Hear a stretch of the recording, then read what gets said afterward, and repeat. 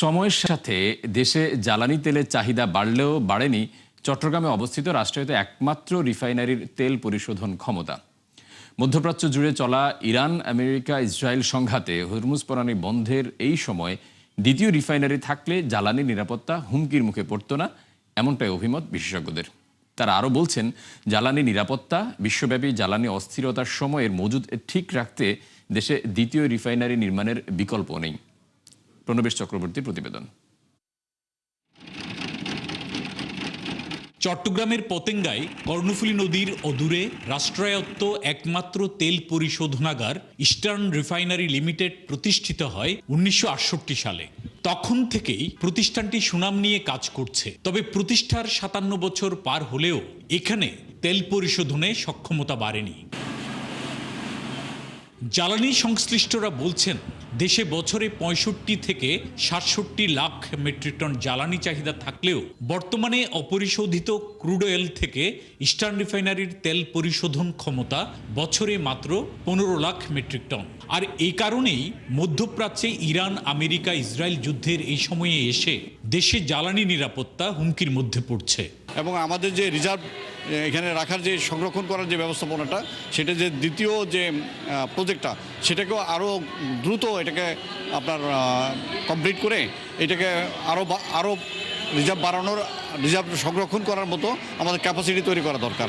আর ব্যবসায়ীরা বলছেন, সিঙ্গাপুর মালয়েশিয়ার মতো দেশ বাইরে থেকে কম দামে ক্রুড অয়েল কিনে পরিশোধনের মাধ্যমে নিজস্ব জ্বালানি মজুদ ঠিক রাখার পাশাপাশি পরিশোধিত তেল বাইরে রপ্তানি করে লাভবান হচ্ছে। কিন্তু বাংলাদেশে আমদানি করা জ্বালানি তেলের বিপুল চাহিদা পূরণ করতে অর্থনীতির উপর চাপ তৈরি হচ্ছে।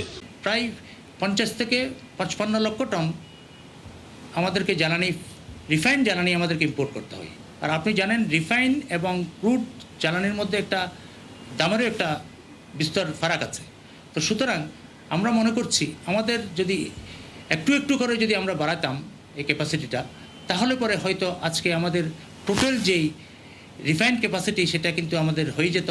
আগামী দিনে জ্বালানি নিরাপত্তা নিশ্চিত ও দেশের অর্থনীতির প্রাণ প্রবাহ ঠিক রাখতে ইস্টার্ন রিফাইনারির দ্বিতীয় ইউনিট নির্মাণের উপর গুরুত্ব দিচ্ছেন বিশেষজ্ঞরা।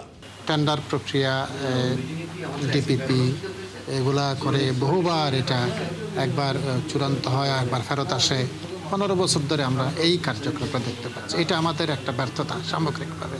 দেরিতে হলেও রিসেন্টলি বোধহয় একনেক একটা পাস করেছে যে আমাদের সরকারের নিজস্ব ফান্ড দিয়ে সেকেন্ড রিফাইনারিটা করা হবে।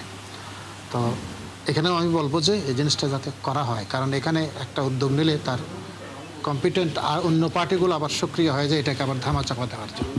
এই চক্রটাই আমাদেরকে স্বনির্ভর হতে দিচ্ছে না জ্বালানি সেক্টরে। বাংলাদেশ পেট্রোলিয়াম কর্পোরেশনের মাধ্যমে আমদানি করা ক্রুড অয়েল বা অপরিশোধিত তেল পরিশোধন করে ইস্টার্ন রিফাইনারিতে বিভিন্ন ধরনের জ্বালানি সহ তৈরি হয় 16 রকমের পেট্রোলিয়াম পণ্য। প্রণবেশ চক্রবর্তী, 71, চট্টগ্রাম।